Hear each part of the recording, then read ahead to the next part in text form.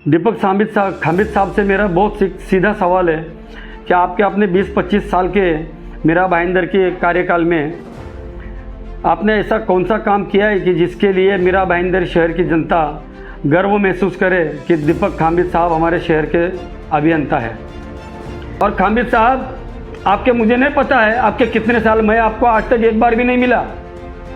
मैं भी इस शहर में 20 साल से काम कर रहा हूँ, समाज सेवा कर रहा हूँ, और मैं मिलना भी नहीं चाहता आपसे मिलकर क्या होने वाला है मुझे पता है। सभी एक थैली के चट्टे बट्टे हैं। ढोले साहब, दिलीप ढोले साहब जानते हैं, खामिद साहब जानते हैं कितना कंस्ट्रक्शन लिया जा रहा है, कितना FSI दिया जा रहा है, किसको फ़ायदा पहुंचाया जा रहा है।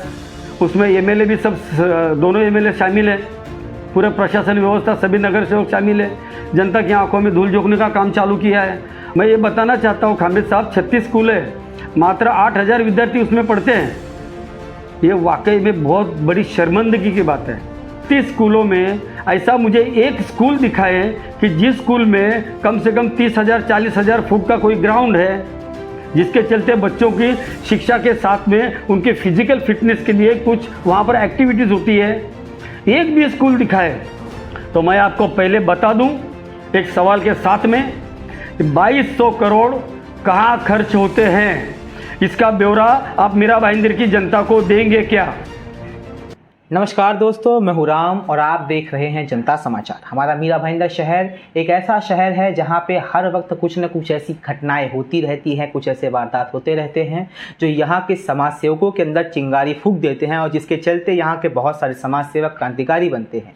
एक ऐसा ही मुद्दा हमारे शहर में हाल ही में हमें देखने को मिला है जहाँ पर यहाँ के बच्चों के हक को मार करके उनके लिए जो 10 स्कूल बनने वाले थे ज़मीनों पर, उन सरकारी भूखंडों को अब प्राइवेट लोगों को देने की यहाँ पे निर्णय लिया गया है यहाँ के आयुक्त दिलीप ढोले द्वारा, जिसके बाद यहाँ के सभी राजनीतिक पार्टी आक्रोश में देखने को मिल रहे हैं। सभी यहाँ पे आंदोलन पे भी आने वाले हैं, जिसके चलते यहाँ पे हमें पूरी जानकारी देने के लिए हम बाबूराव शिंदे के पास आए हैं, जो अपना आक्रोश व्यक्त करते हुए हमें बताएंगे कि यह जो तंत्र यहाँ पे लाया जा रहा है, यह जो प्रशासकीय मंत्र यहाँ पर स्थापित किया जा रहा है, अगर यह हो गया जो यहाँ पे नहीं होना चाहिए, तो आगे आने वाले 30 साल में 20 साल में मीरा भाईंदर शहर के मध्यम वर्गीय बच्चों का क्या हालत होगा।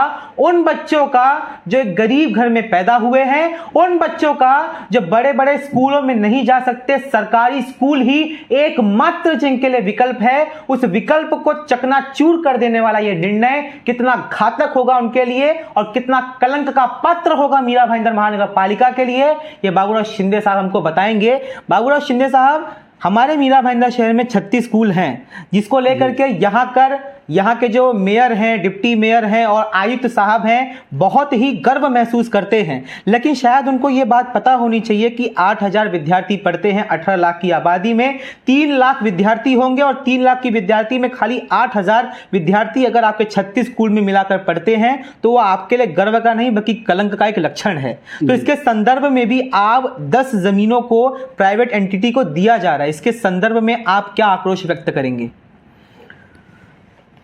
आपके सवाल का बड़ी विस्तार के साथ में मैं जवाब दूंगा, लेकिन उसके पहले जैसे मैंने एक न्यूज़पेपर में पढ़ा कि नगर रचना संचालक हेमंत नगराले साहब, हमारे शहर अभियंता खामिद साहब और आयुक्त तथा प्रशासक दिलीप ढोले साहब, इन तीनों से मेरा एक बुनियादी सवाल है। दीपक खामिद साहब तो बहुत शुरुआत से इस महानगर पालिका से जुड़े हुए हैं, शहर अभियंता है। जहाँ तक मेरी समझ है और मेरी जानकारी है तो शहर अभियंता वो होता है, उदाहरण के तौर पर मैं कुछ उदाहरण आपको देता हूँ। हम लोगों ने VT स्टेशन देखा होगा, चर्चगेट स्टेशन देखा होगा, फ्लोरा फाउंटेन के आसपास की बड़ी इमारतें देखी होंगी जो आज 150 साल के बाद भी खड़ी है। वो काम होता है शहर अभियंता का। दीपक खामिद साहब से मेरा बहुत सीधा सवाल है कि आपके अपने 20-25 साल के मीरा भाईंदर के कार्यकाल में आपने ऐसा कौन सा काम किया है कि जिसके लिए मीरा भाईंदर शहर की जनता गर्व महसूस करे कि दीपक खामिद साहब हमारे शहर के अभियंता है। रास्ते और बिल्डिंगें तो बिल्डरों ने बनाए हैं, हमारे यहाँ पर आज भी चल रहा है। आज भी अभी कुछ दिनों पहले उद्घाटन हुए हैं कि हम आपको FSI देते हैं, TDR देते हैं, आप हमको बिल्डिंग बना कर दे दो। इसके अंदर की बात क्या है, ये तो दीपक ढोले साहब, दिलीप ढोले साहब जानते हैं, खामिद साहब जानते हैं कितना कंस्ट्रक्शन लिया जा रहा है, कितना FSI दिया जा रहा है, किसको फ़ायदा पहुंचाया जा रहा है। उसमें MLA भी सब, दोनों MLA शामिल है, पूरे प्रशासन व्यवस्था, सभी नगर सेवक शामिल है। जनता की आंखों में धूल झोंकने का काम चालू किया है। और अभी ये जो स्कूलों की बात आई है, मैं ये बताना चाहता हूँ खामिद साहब, 36 स्कूल है, मात्र 8,000 विद्यार्थी उसमें पढ़ते हैं। ये वाकई में बहुत बड़ी शर्मिंदगी की बात है। 3 लाख 4 लाख विद्यार्थी होंगे जो जूनियर KG या बालवाड़ी से पढ़ते हैं, जो कॉलेज भी जाते हैं। क्या 20-25 साल में आपको ये बात समझ में नहीं आई कि मीरा भाईंदर की जनता के लिए हम अपनी स्थानिक स्वराज्य संस्था से, जो अब महानगर पालिका बन गई है, कि हम अच्छे स्कूल का निर्माण करें। 36 स्कूलों में ऐसा मुझे एक स्कूल दिखाए कि जिस स्कूल में कम से कम 30,000 40,000 फुट का कोई ग्राउंड है, जिसके चलते बच्चों की शिक्षा के साथ में उनके फिजिकल फिटनेस के लिए कुछ वहाँ पर एक्टिविटीज़ होती है। एक भी स्कूल दिखाए। और आप बड़े गर्व के साथ कहते हैं पहले तो 6,000 स्कूल थे, अभी 1 साल से आपने 8वीं तक किया, 10वीं तक की घोषणा कर दी। इसके बाद में वो कुछ 1,000-1,500 बच्चे बढ़े हैं, नहीं तो 6,000 कुछ स्कूल के बच्चे थे मात्र। ये बहुत बड़ी शर्मिंदगी की बात है। ये पूरे प्रशासन के लिए शर्मिंदगी की बात है। और दिलीप ढोले साहब ने अभी कहा है, जो मैंने न्यूज़ में पढ़ा है, कि जो मीटिंग ली है थाना महानगर पालिका के स्तर पर, ये हम 10 भूखंडों का विकास करेंगे। कैसे करेंगे, विकास किसका करेंगे? इस वीडियो के माध्यम से मैं बहुत कुछ बोलना नहीं चाहता, सिर्फ मीरा भाईंदर की जनता की आवाज़ मैं आप तक पहुंचाना चाहता हूं। मेरा बहुत सीधा सवाल है आपसे, आप ऐसी क्या मजबूरी है? हमारा 2200 करोड़ का बजट होने के बावजूद आपने कहा है कि मीरा भाईंदर शहर की आमदनी बढ़ाने के लिए आप ये निर्णय लेने वाले हैं। तो मैं आपको पहले बता दूं एक सवाल के साथ में, 2200 करोड़ कहाँ खर्च होते हैं, इसका ब्यौरा आप मीरा भाईंदर की जनता को देंगे क्या? और कुल मिलाकर कितने प्लॉट बचे हैं? मेरे खुद के पास भी लिस्ट है, जो मैंने पहले जो DP प्लान जाहिर हुआ था उस वक्त मैंने RTI में लिया था। आज वाकई में गार्डन प्लॉट में गार्डन बना है, वो भी एक संशोधन का विषय है। मेरी सिर्फ इतनी सी मांग है आप लोगों से कि ये जो निर्णय है उसको रद्द किया जाए। मीरा भाईंदर महानगर पालिका के पास पर्याप्त धन है, वो हर साल एक अस्पताल बना सकते हैं 200-300 करोड़ का, हर साल एक अच्छा स्कूल बना सकते हैं। पैसा बहुत है इस शहर में, इस मुट्ठी भर शहर में एक कुबेर का खजाना है। और ये भ्रष्ट राजनेता समझ चुके हैं, जिसकी वजह से आज ये भ्रष्टाचार की नदियां बह रही है। मैं दिलीप ढोले साहब, आप प्रशासकीय अधिकारी हैं, पूरे देश को प्रशासन चलाता है, आप जैसे अधिकारी चलाते हैं, IAS अफसर चलाते हैं।